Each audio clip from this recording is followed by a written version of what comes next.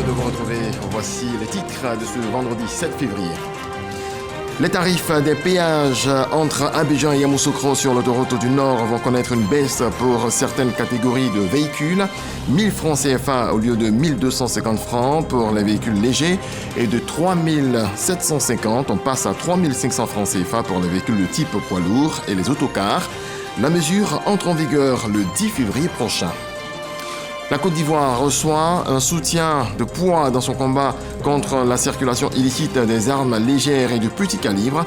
Le Canada et l'Allemagne font don de 3 conteneurs conçus spécialement pour la sécurisation des armes saisies et volontairement déposés. Un don réceptionné par la Comnat ALPC et la Gendarmerie nationale. Et puis on va se rendre au Sofitel Hôtel Ivoire d'Abidjan où s'est déroulé le lancement officiel de la 3e édition du Salon international du contenu audiovisuel d'Abidjan. L'édition 2025 qui aura lieu en juin prochain devrait favoriser les rencontres professionnelles d'auteurs, de producteurs, de distributeurs et de diffuseurs. Bonsoir à tous. Avant de prendre la direction de la commune de Cocody, rendons-nous sur l'autoroute du Nord. Et cette bonne nouvelle pour les automobilistes. À compter du lundi 10 février prochain, les tarifs des péages entre Abidjan et Yamoussoukro vont connaître une baisse pour certaines catégories de véhicules. Annonce faite hier par le ministère de l'Équipement et de l'Entretien routier. Par la voie de communiqué. La baisse concerne principalement les véhicules légers dits de classe 1 dont le coût passe de 1250 à 1000 francs CFA et les véhicules de type poids lourd, autocar et à 2 essieux dits de classe 3 qui passent de 3750 à 3500 francs CFA. Cette décision répond à un souci de lutter contre la vie chère. Une autre préoccupation, cette fois dans le domaine des concours administratifs, ont-ils été bien organisés en 2024 ? Un séminaire bilan a réuni les acteurs autour de la ministre d'État Anne-Désirée Oloto. On apprend que le taux de satisfaction de l'organisation s'élève à plus de 90%. Grâce Kando. L'École nationale d'administration ENA choisit pour abriter l'atelier bilan des concours administratifs et d'entrée à l'École nationale d'administration de la session 2024. La rencontre réunit tous les acteurs engagés dans le processus d'organisation. Pour rappel, 369 concours administratifs avaient été lancés et en ce qui concerne l'ENA, ce sont 6 concours, les directs, les professionnels et ceux pour l'accès au cycle de formation. Ce que nous avons noté, c'est que tous les postes budgétaires qui avaient été mis à disposition ont tous été satisfaits, occupés. Nous avons pu ouvrir un nouveau site à l'intérieur du pays, à Bangourou, qui a bien fonctionné, où nous avons donc pu avoir des candidats, où il y a eu également des succès. Et puis l'autre élément, c'est que toutes les mesures que nous avons prises pour faciliter l'accès au concours ont tenu leurs promesses et ce genre de conduite cette année.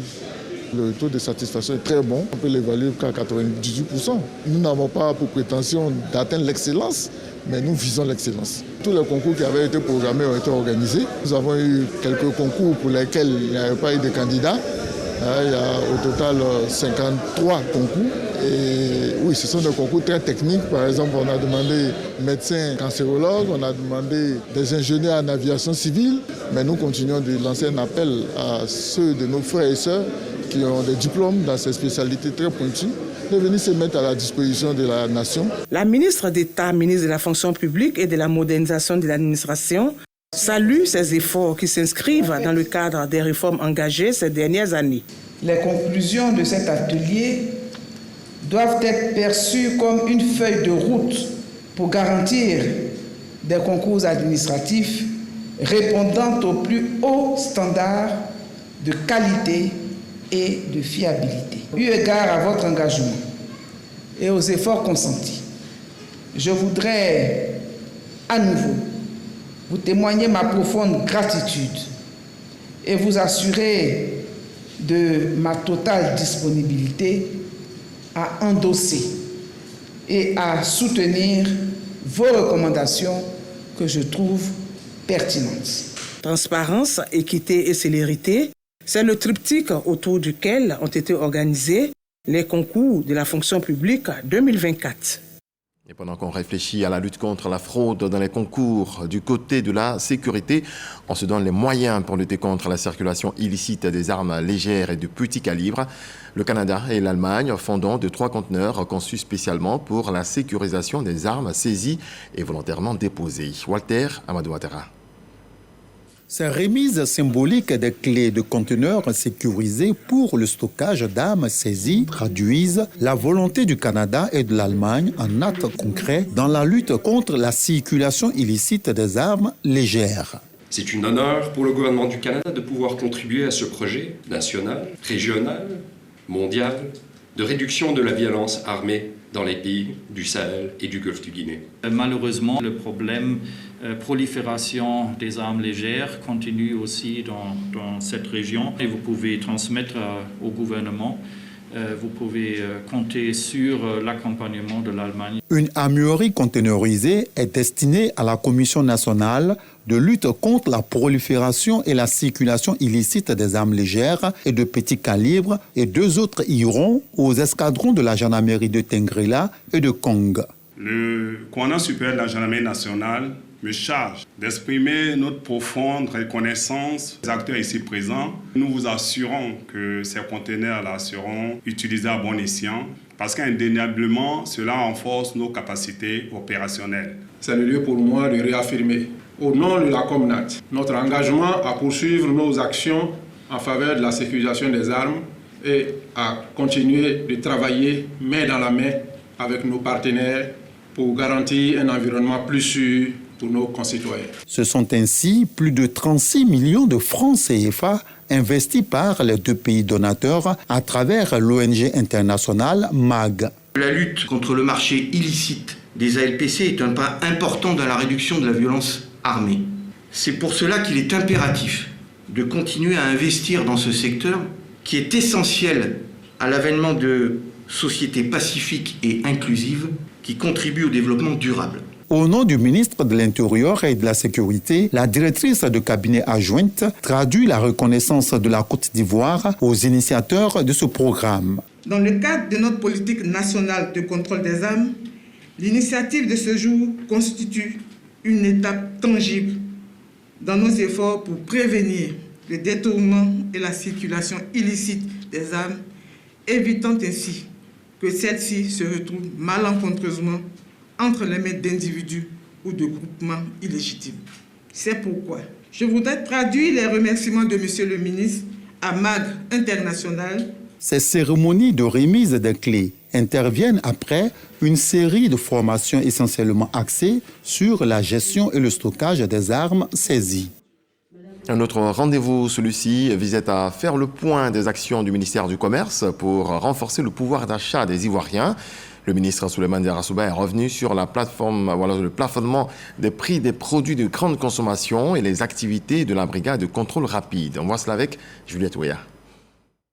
3e économie en Afrique francophone et 2e de l'Afrique de l'Ouest derrière le Nigeria, la Côte d'Ivoire maintient sa prospérité avec une croissance du produit intérieur brut réel de 6,1% en 2024. Cette performance de notre économie est notamment portée par le secteur industriel et le commerce, dont les rythmes de croissance sont estimés respectivement à 10% et à 9% en 2024. Malgré cette compétitivité, le ministère du Commerce et de l'Industrie veut aller plus loin. Pour l'exercice 2025, tous les agents sont mobilisés. Mettre les bouchées doubles afin de rendre notre ministre fier de notre travail, de faire en sorte que les opérateurs économiques se mettent dans une dynamique qui colle avec la réglementation. Nous arrivons à former les différents agents du ministère du Commerce aux différentes thématiques liées à leur domaine d'activité. Faire en sorte que nos populations puissent consommer des produits qui sont sains, des produits qui sont épargnés de tout ce qui est impropreté.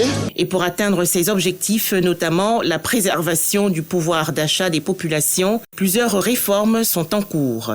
Nos efforts devront porter principalement sur le renforcement de la lutte contre la vie chère, avec le renforcement de la surveillance du marché et de la communication, l'acquisition et la distribution de 5 000 bascules et de 30 000 balances pour assurer la loyauté et la transparence dans les transactions, la mise en place d'infrastructures commerciales modernes. Également pour 2025, le ministère du Commerce et de l'Industrie veut développer les TPE, les très petites entreprises, les PME, les petites et moyennes entreprises et l'artisanat. On reste avec Juliette Ouya, toujours dans la commune du Plateau, pour le lancement officiel des activités de la Direction générale des établissements publics nationaux. La DGPN va faire l'état des lieux de l'environnement des établissements publics nationaux. Son plan d'action 2024-2025 repose sur 3 axes, dont la gouvernance, la gestion financière et la digitalisation. Regardons. La Direction générale des établissements publics nationaux entre en activité. Cette structure aura pour mission, entre autres, de faire l'état des lieux de l'environnement des établissements publics nationaux et de renforcer le cadre juridique de gestion. Des dispositions seront également prises pour préparer et faire adopter des contrats de performance ou des lettres de mission liant les EPN à leurs diverses tutelles. Il faudra également veiller au fonctionnement régulier des organes de gouvernance dans chaque EPN et aussi élaborer et mettre en œuvre une stratégie de gestion anticipative des risques. À terme, pourquoi pas, nous pourrions penser à l'institution d'un prix d'excellence récompensant annuellement les meilleurs EPN.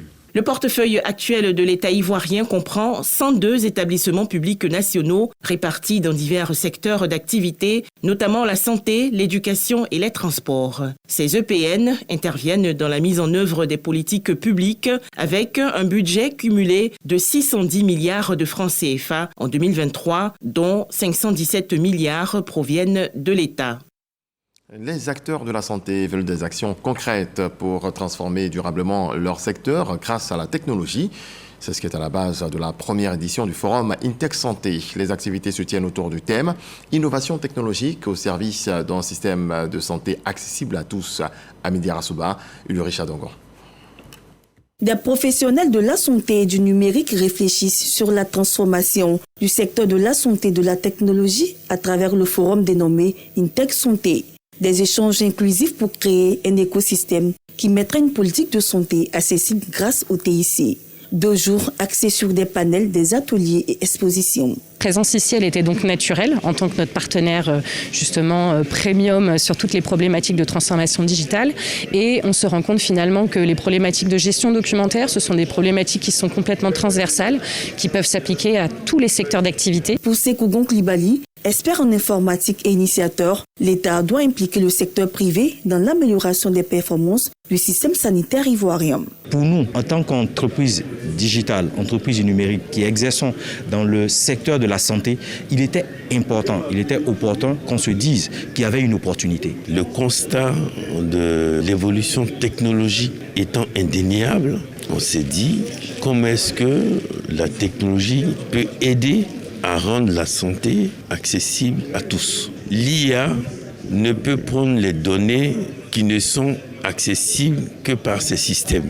Comment est-ce que nous, Africains, Ivoiriens, nous allons constituer nos données qui sont relatives à nos réalités socio-culturelles pour nos différentes pathologies, pour que nous ayons des IA qui soient beaucoup plus proches de notre réalité ou pas. C'est maintenant qu'il faut créer notre base de données, c'est maintenant qu'il faut collecter. La cérémonie d'ouverture qui s'est tenue hier jeudi a enregistré la présence de Jeanne Akaoulé, président du CESEC, d'Adama Kamara, ministre de l'Emploi, de la Protection sociale, et de Pierre Dimba, ministre de la Santé. Le forum Intech Santé se veut un rendez-vous incontournable de la santé par la technologie en Côte d'Ivoire et en Afrique. Et pour un système de santé solide, il faut des équipements, à l'image de ces 2 ambulances médicalisées de dernière génération offertes à l'hôpital général de Guiglo et de Taï, dont du président de la République, remis par le truchement de la présidente du conseil régional du Cavali, Anne-Désirée Oloto. Chris Dumandé, Jean-Marc Adjadji. La région du Cavali franchit une nouvelle étape de son développement en cette année 2025. 2 ambulances médicalisées de dernière génération sont offertes aux hôpitaux généraux de Guiglo et de Taï. Un geste du président de la République, Alassane Ouattara, qui vise à améliorer la prise en charge des patients. Quand nous recevons des ambulances médicalisées de dernière génération, il y a vraiment lieu de saluer de remercier vivement le président de la République. Anne Désirée Ouloto, présidente du conseil régional du Cavally, exprime toute sa gratitude au chef de l'État pour ses actions de développement dans la région. Je voudrais rappeler que depuis 2012, nos différents départements bénéficient donc d'amélioration du plateau technique médical avec la construction de centres de santé. Aujourd'hui, nos populations vivent à proximité de centres de santé. C'est une réalité dans la région du Cavally. Aujourd'hui, nous bénéficions également d'affectations régulières de médecins, d'infirmiers, de sages-femmes. Et cela, naturellement, améliore la prise en charge de nos populations.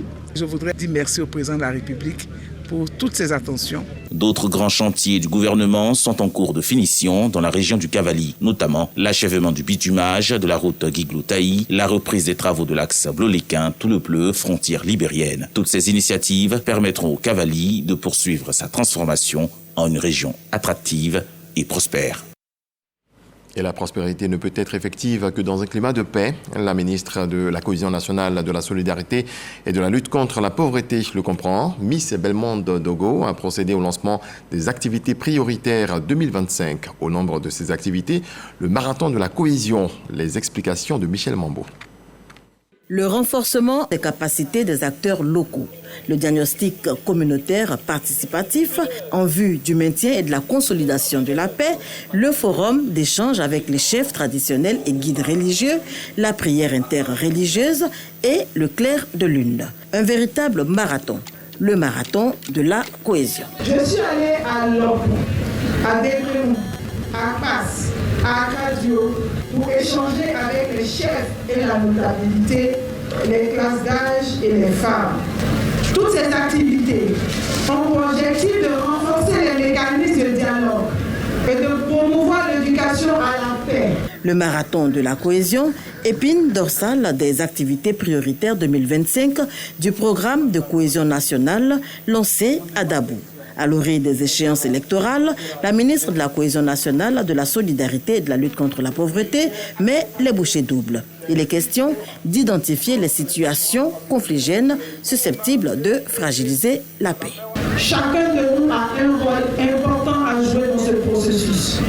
Je vous invite donc à être des ambassadeurs pour la cohésion nationale.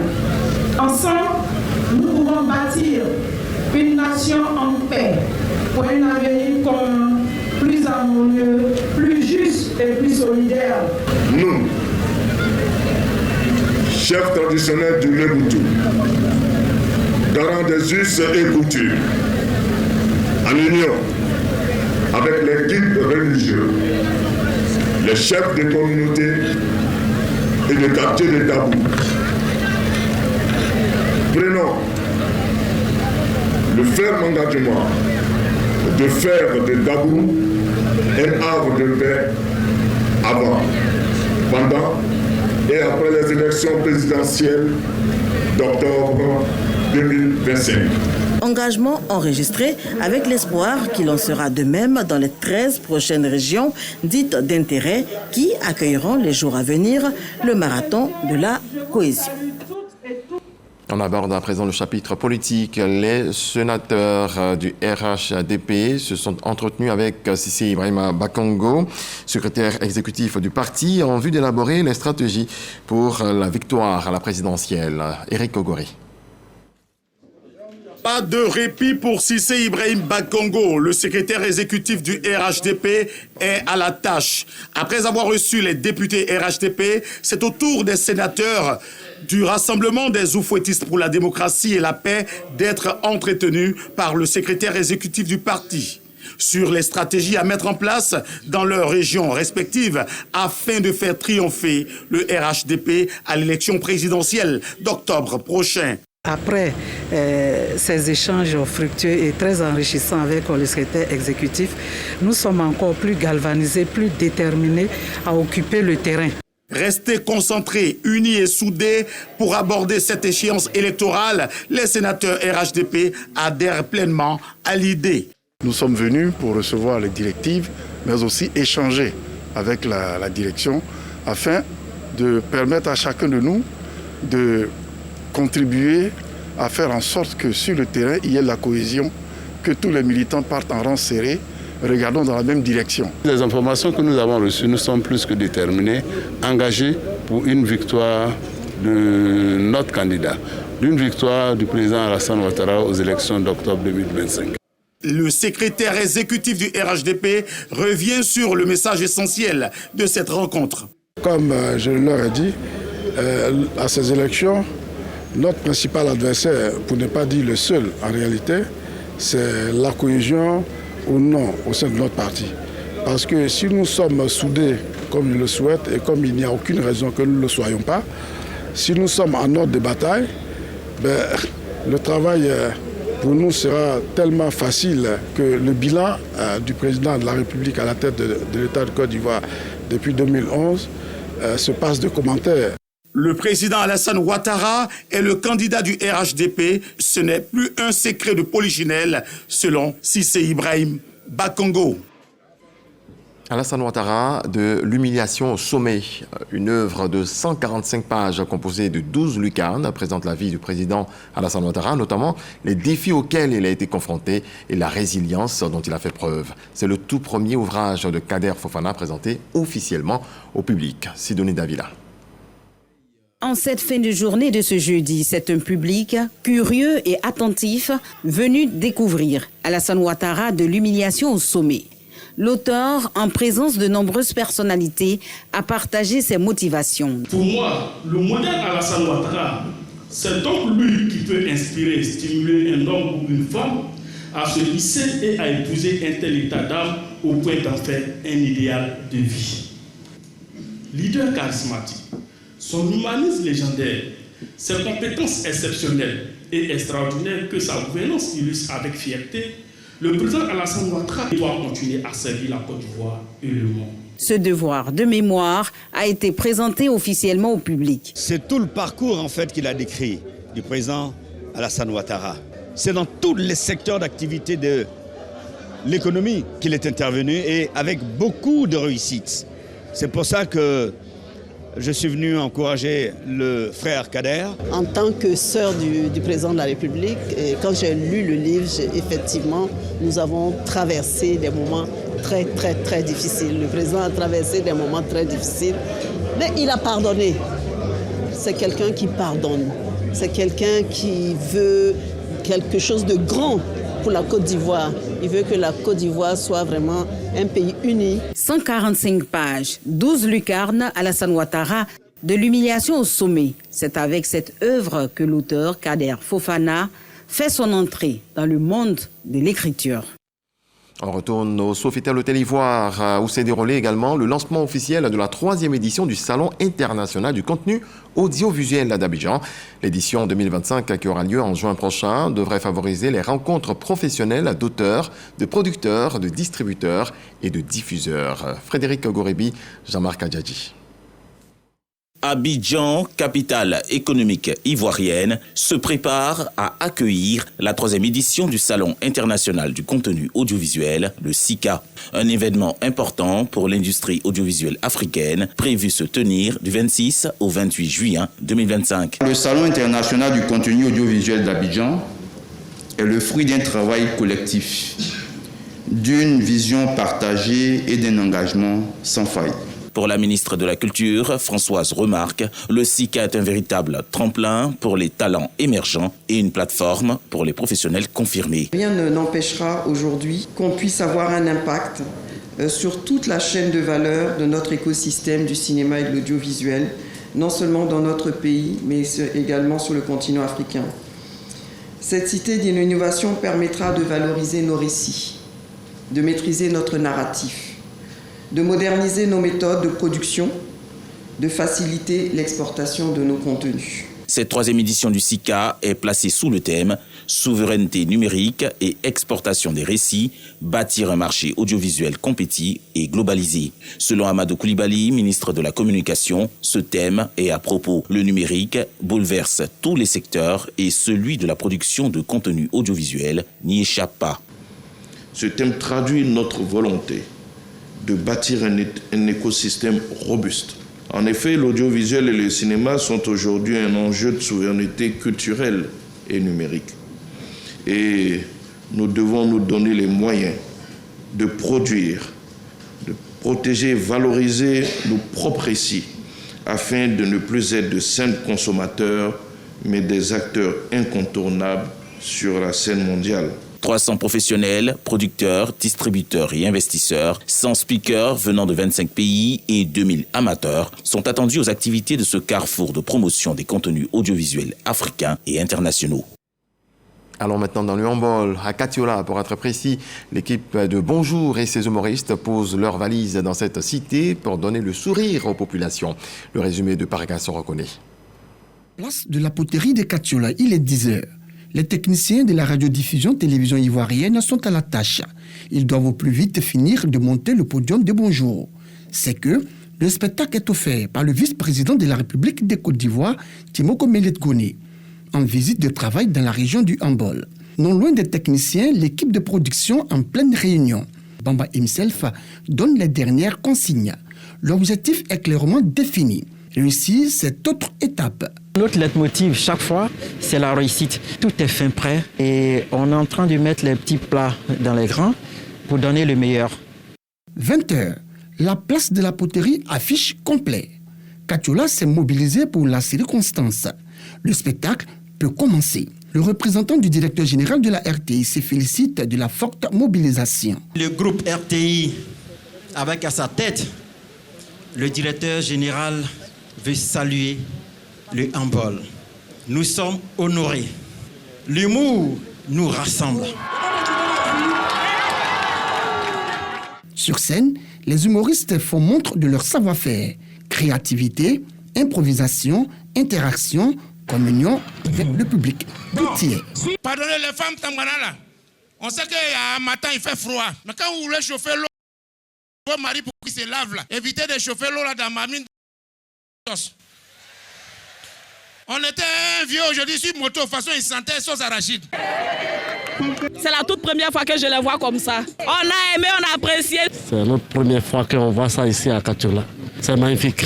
Je veux que l'année prochaine, il faut que Bonjour vienne ici à Katiola. Bonjour était placé sous le haut patronage du vice-président de la République, représenté à cette fête du rire. Nous sommes heureux d'avoir pu égayer nos populations. C'est un bon label que nous allons soutenir. Je voudrais donc, au nom du vice-président, vous dire merci pour ce que vous faites pour la population ivoirienne. En plus des humoristes, Katiola a aimé et salué la surprise avec l'artiste chanteur de Bordeaux, Likumfa. Bonjour à Katiola, c'est pour la toute première fois. Filles et fils du handball, tous souhaitent le retour de cette émission humoristique de la RTI à Katiola en 2026. Et dans le reste de l'actualité, en bref et en image, les fonctionnaires de la communauté économique des États de l'Afrique de l'Ouest, CEDEAO, issus des 3 pays de l'Alliance des États du Sahel, AES, ont reçu leur lettre de fin de contrat. Le Mali, le Niger et le Burkina Faso ne sont officiellement plus membres de l'organisation sous-régionale depuis le 29 janvier 2025. Les modalités de sortie doivent être encore négociées, mais le cas des fonctionnaires ressortissants de l'AES et travaillant pour la CEDEAO est quasiment, lui, déjà tranché. Leur contrat prendra fin dans 8 mois, le 30 septembre prochain, pour être précis. Très belle nuit, Dieu nous garde. Bonsoir.